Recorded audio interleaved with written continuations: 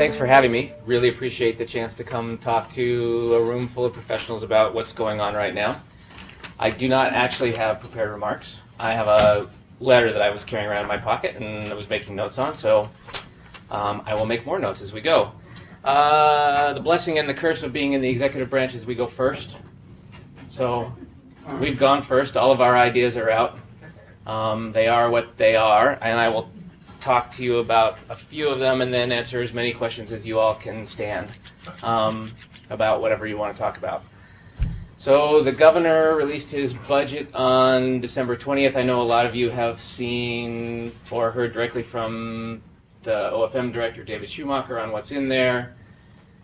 Most of the policy parts of the budget are focused on some priorities that the governor had in education and in human services. In education, 4 big ideas to remember. The governor is very interested in funding the continuum of education from early learning all the way through higher education.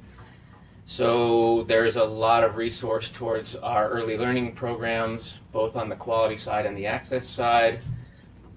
We think the research suggests that those are really the best dollars you can spend in the education system, because everything after that you're chasing the mistakes that you made before.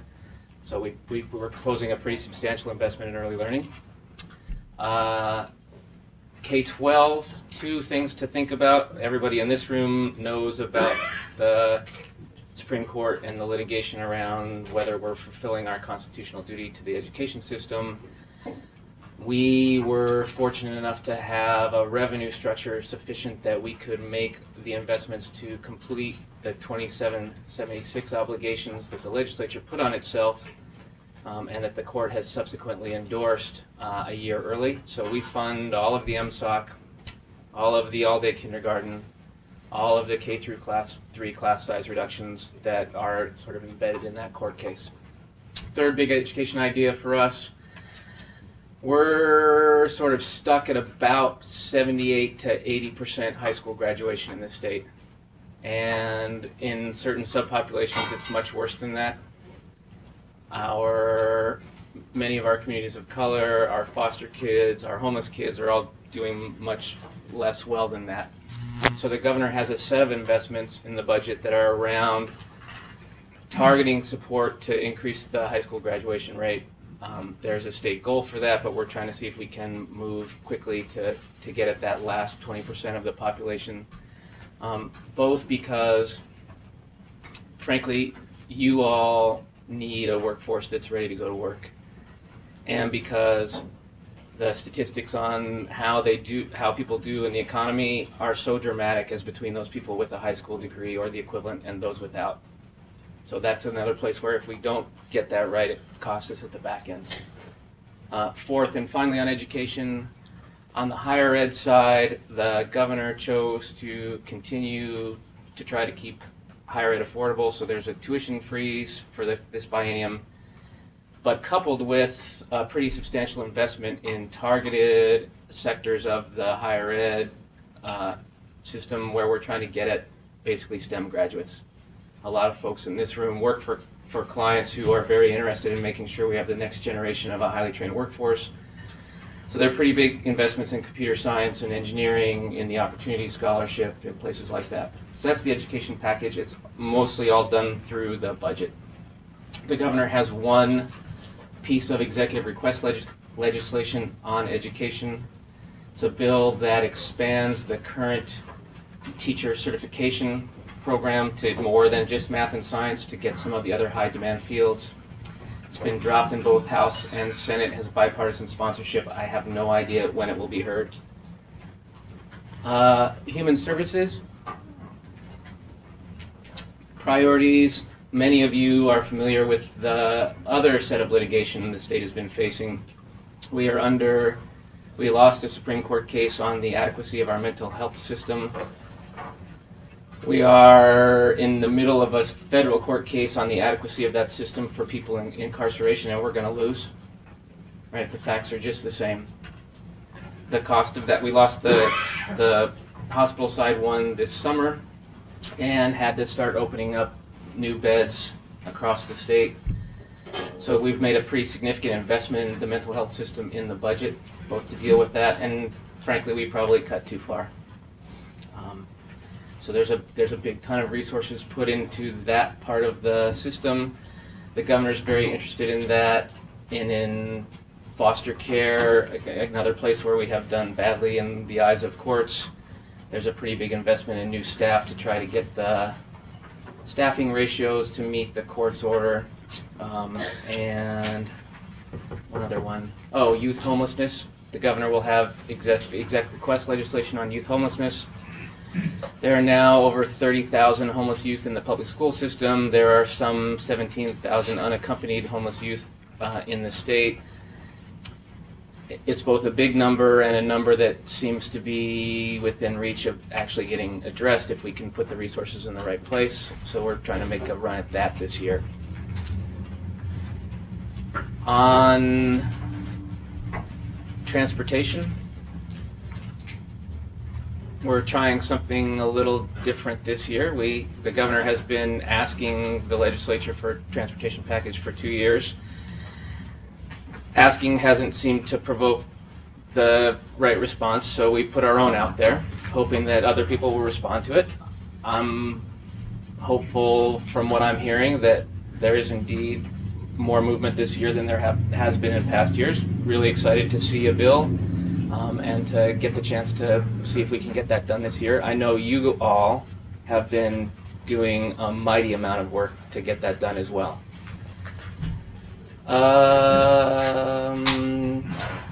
Jobs in the economy, not much by way of exec request legislation, a fair number of OFM requests to extend a certain set of expiring tax preferences.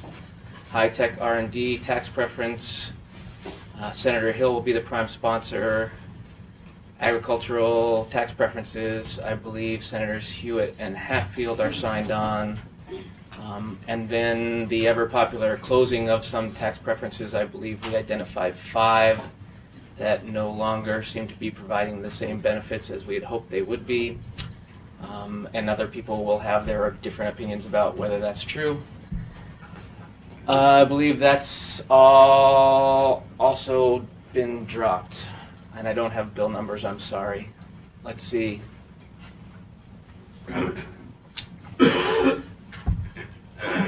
3 things in the environment and natural resources and energy arena. Probably all of you are familiar with all 3 of them. There is a, a bill on updating our toxics laws to give the department more authority to ban chemicals of concern after an extensive process to identify those chemicals and to go through a process to see what uses might still be permissible and what alternatives might exist. That bill will be heard in the House the first week of February. I have no idea where it is in the Senate. Most of you know it's inextricably linked to the water quality standards, aka the fish consumption rule that the Department of Ecology is promulgating. The draft rule went out, I think, the first day of session and is due to get finalized sort of 6 months from then. I hope you will give every consideration to the toxics package. I had a call from the EPA regional administrator today expressing that same hope. So we'll see how that goes.